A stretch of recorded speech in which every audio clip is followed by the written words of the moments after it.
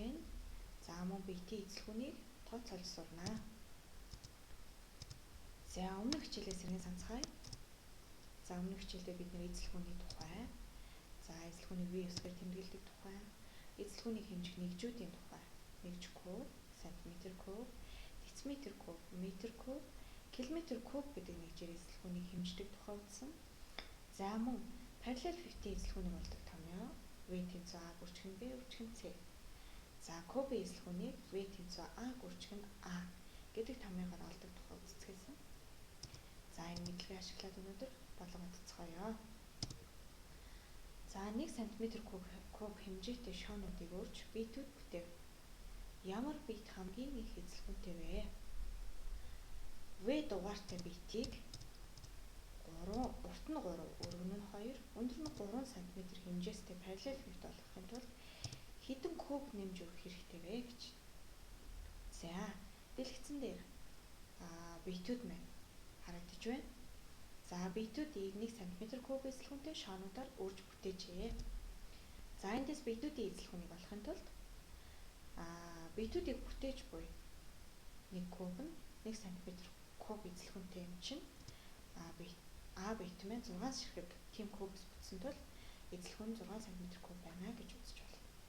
За Б биет маань 12 ширхэг кубс бүтсэн тул эзлэгүүн нь 12 см куб байна. В биет маань 11 ширхэг кубс бүтсэн тул эзлэгүүн нь 11 см куб байна. Г биет маань 7 ширхэг квадратаас бүтсэн тул эзлэгүүн нь 7 см куб байна. За эндээс ажиглаад харахад хамгийн их эзлэгүүнтэй биет нь Б биет харагдаж байна. За В дүрсийг урт нь 3, өргөн нь 2, өндөр нь 3 см куб хэмжээтэй параллел 50 болгож гүйцээе. Хэдэн куб нэмж өргөх хэрэгтэй вэ гэж. За ингээхийн тулд нэгдүгээрт бүгдээрээ хамгийн анхны байсан дүрсээ эхлэх бүтээе. Анх өгөгдсөн биетээ бүтээе. За хамгийн анх ийм биет өгөгдсөн тийм ээ. За үүнийг урт нь 3 см, өргөн нь 2, өндөр нь 3 байхаар параллел 50 бүтэв. За ингээ ажиглаад харах юм бол урт нь 3 см байж болохоор байна. За одоо үүн дээр дотоо байгаа квадратуудаа нөхөж өрьё бүгдээрээ. За тэгэхээр энд дотоо байгаа шоон нэмчих юм бол урт нь 3 гүйцэж байна. Өргөн нь 2 маань харагдаж байна. За 2, 3, 4, 5, 6, 7. За 7 куб нэмж өрөх юм бол параллел 50 дүрс маань гүйцэхнэ. За 2 дугаар арга. Үүнийг өөрөөр кубыг багтааж буй параллел 50-ийнхаа эзлэгүүнийг эхлээд бүтээр олъё. За ингээхийн тулд параллел 50 болдог томьёогоос санацгаая.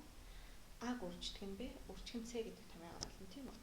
За эндээс урт нь 3 см, өргөн нь 2 см, өндөр нь 3 см юм чинь параллел 50 маань эзлэгүүн 18 см куб гарч байна.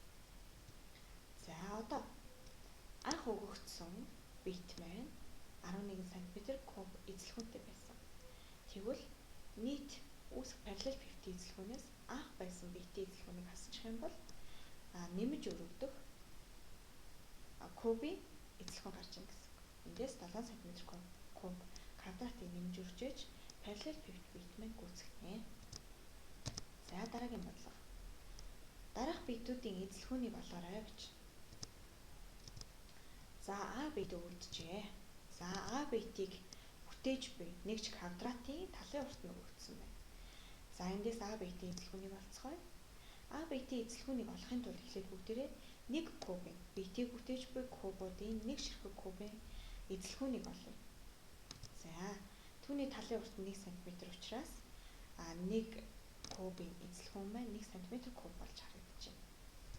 За эндээс бүтэн биетийн эзлэгүүнийг. За энэ биетээ бүтэн өрн гүйцэд бүтнээр нь байна гэж бодоод эзлэгүүнийг олох юм бол за эндээс нэгж кубын маань талын урт 1 см учраас бүрэн бүтсэн кубын маань талын урт 3 см болж харагдаж байна тийм үү? За тэгэхээр эндээс 3-ыг өрчгөн 3 буюу 27 см куб эзэлхүүнтэй бит бүтэж байна гэсэн.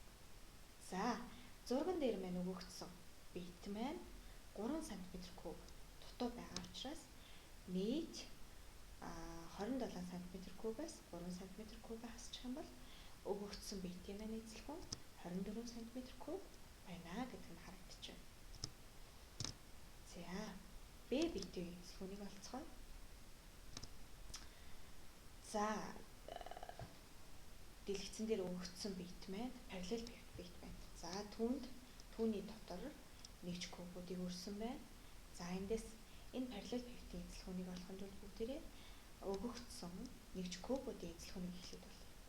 За нэгж кубын маань талын урт нь 1 см гэж өгөгдсөн учраас түүний эзэлхүүн нь 1 см куб байна.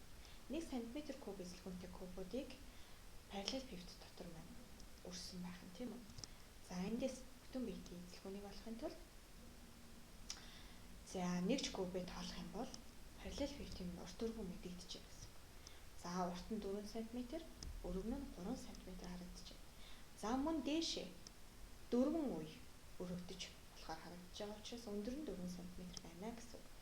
За эндээс параллел пивотынхаа эзэлхүүнийг олоход 48 см куб эзэлхүүнтэй байгаа нь харагдаж байна. За В битийн эзэлхүүнийг олцгоё.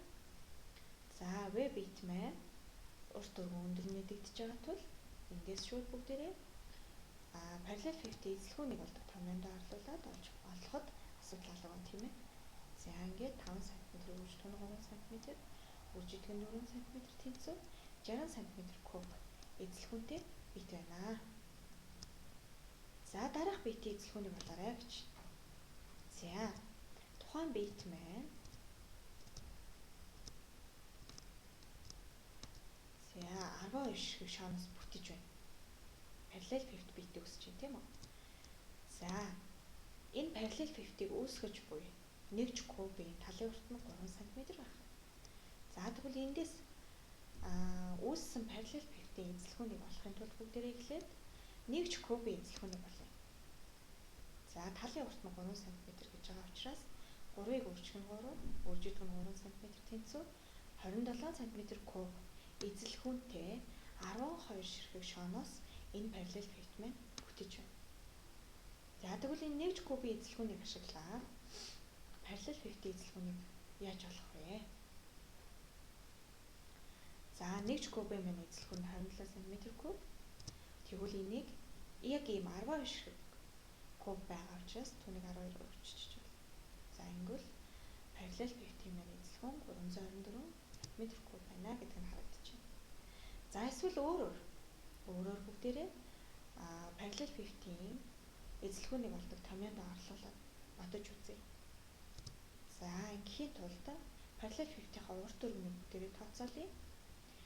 За параллел пивотын маань урт 3 ширхэг шоо буюу 1 кубын талын урт нь 3 см учраас энэ параллел пивотын урт нь 9 см харагдаж байна. За өргөн нь 6 см гэдэг нь мэдэгдэж байна. Өндөр нь бас 6 см байна гэдэг нь харагдаж байна. За ингийн урт өргөн өндөр нь мэдэгдэж байгаа учраас томьёонд орлуулах юм бол 9 см-ийг үржих нь 6 см, үржих нь 6 см тэнцүү 324 см куб байна гэдэг нь харагдаж байна. За дараагийн бодлого. Битийг параллел пивот болгон гүйцээвэл хэдэн нэгж кубээс бүтэх вэ? Өөрөөр хэлэх юм бол ямар эзэлхүүнтэй вэ гэдгийг олцгоё. За өгөгдсөн битийг за мөн нэгж кубуудаар өрсөн байна. За тэгвэл эхлээд эндээс бүгдээрээ параллел пивотын суурьд хичнээн ширхэг куб байна вэ гэдгийг тооцоолж болно. За уртыг тоолох юм бол 6 ширхэг куб байна. Өргөнийг тоолох юм бол 3 ширхэг куб. За эндээс 6-г 3-аар өрчих юм бол 18 куб буюу зөвхөн энэ параллел пивотын маань суурь хэсэгт 18 куб өрөөтэй байна гэдгийг олж авч байна. За эндээс дээшээ буюу өндөр хэсэгт нь 3 удаа өргөгдсөн байгаа учраас суурийн 18 ширхэг куба 3-аар өрчиж. За тэгэхээр эндээс нийт энэ параллел пивот дотор маань 54 куб багтана гэдгийг олж болох юм. За 54 ширхэг кубээс зөвхөн энэ зурган дээр маань өгөгдсөн 20 ширхэг кубыг хасчих юм бол энэ биетэд нэмж 34 кубыг үржиж биет маань гүйцэтгэх гэсэн. За эндээс биетийн эзлэгүүнийг олъё. Уртан 6 нэгж, өргөн нь 3 нэгж харагдаж байгаа. За эндээс өндөр нь мөн 3 нэгж байгаа нь харагдаж байна. Тэгвэл эндээс биетийн эзлэгүүнийг олдог томьёонд орлуулах юм бол V тэнцүү А бүрчгэн B үрчгэн С гэдэг томьёонд орлуул. 6 нэгжийг үржигдэх нь 3 нэгж, үржих нь 3 нэгж тэнцүү 54 нэгж куб эзлэгүүнтэй параллель бэгт байгаа гэдэг нь харагдаж байна. За ингээд хичээлд анхаарал тавьсанд баярлалаа. Амжилт хүсье.